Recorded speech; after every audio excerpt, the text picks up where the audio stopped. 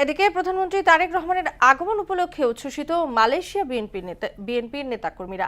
দেশটিতে কর্মরত বাংলাদেশের বিভিন্ন শ্রেণী পেশার মানুষের অংশগ্রহণে আয়োজন করা সুধী সমাবেশে সেখানকার শ্রমবাজার উন্মুক্ত করা সহ নানা দাবি তুলে ধরার কথা জানান তারা।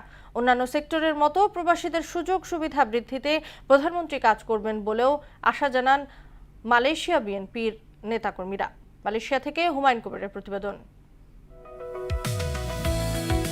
দক্ষিণ পূর্ব এশিয়ার অপরূপ সৌন্দর্য ও বৈচিত্র্য দেশ মালয়েশিয়া। আধুনিক আকাশচুম্বী অট্টালিকা, বিস্তৃত সবুজ বনভূমি এবং চমৎকার সমুদ্র সৈকতের এক অপূর্ব সংমিশ্রণ রয়েছে সেখানে। বিএনপি সরকার গঠন করার পর এই প্রথম রাষ্ট্রীয় সফরে মালয়েশিয়া আসছেন প্রধানমন্ত্রী তারেক রহমান। তার আগমনে উচ্ছ্বসিত দেশটির বিএনপি নেতাকর্মীরা। শুধু মালয়েশিয়ার প্রবাসী না, সারা বিশ্বের সকল প্রবাসীদের সমস্যা নিরসনকল্পে আমরা অনেক উৎসাহিত এবং উদ্বলিত ওনার এই আগমনে। মাননীয় প্রধানমন্ত্রী মালয়েশিয়া আগমন উপলক্ষে আমরা প্রবাসী বাংলাদেশি এবং বিএনপি নেতাকর্মীরা অনেক উচ্ছ্বসিত এবং অনেক আকাঙ্ক্ষিত, অনেক আনন্দিত। মালয়েশিয়া শ্রমবাজার উন্মুক্ত করার পাশাপাশি প্রবাসী বাংলাদেশিদের বিভিন্ন সমস্যার কথা তুলে ধরা হবে বলে জানান বিএনপি নেতাকর্মীরা। এই সরকারের সময়ে আমরা বিভিন্ন দিক থেকে খবর পাচ্ছি যে এটা আবার পুনরায় চালু হতে যাচ্ছে। আমরা আশা করব খুবই দ্রুততম সময়ে এটা শ্রমবাজার চালু করে দেখ। বাংলাদেশ থেকে প্রচুর পরিমাণে আপনার জনগণ এখানে এসে তাদের বিভিন্নভাবে তারা কাজের সুযোগ রয়েছে, কাজ করতে পারবে। এটা আমাদের দেশের বৈদেশিক একটা মানে চাহিদা, রেমিটেন্স বাড়বে। হুন্ডিকে না করে বৈধ পথে টাকা পাঠাইতে হবে।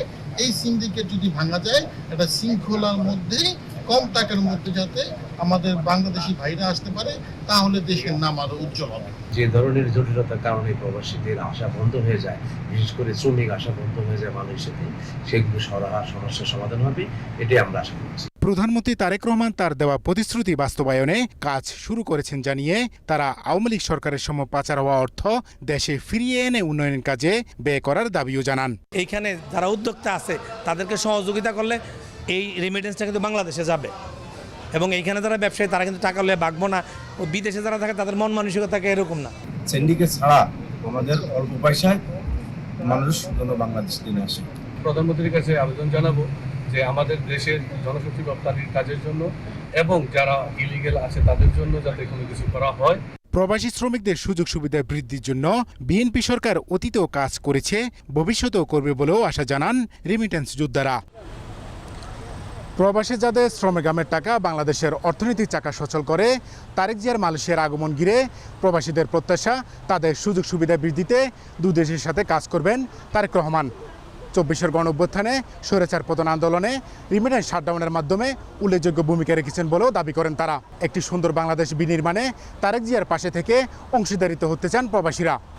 হুমায়ুন কবির, মোহনা সংবাদ, কুয়ালালামপুর, মালয়েশিয়া।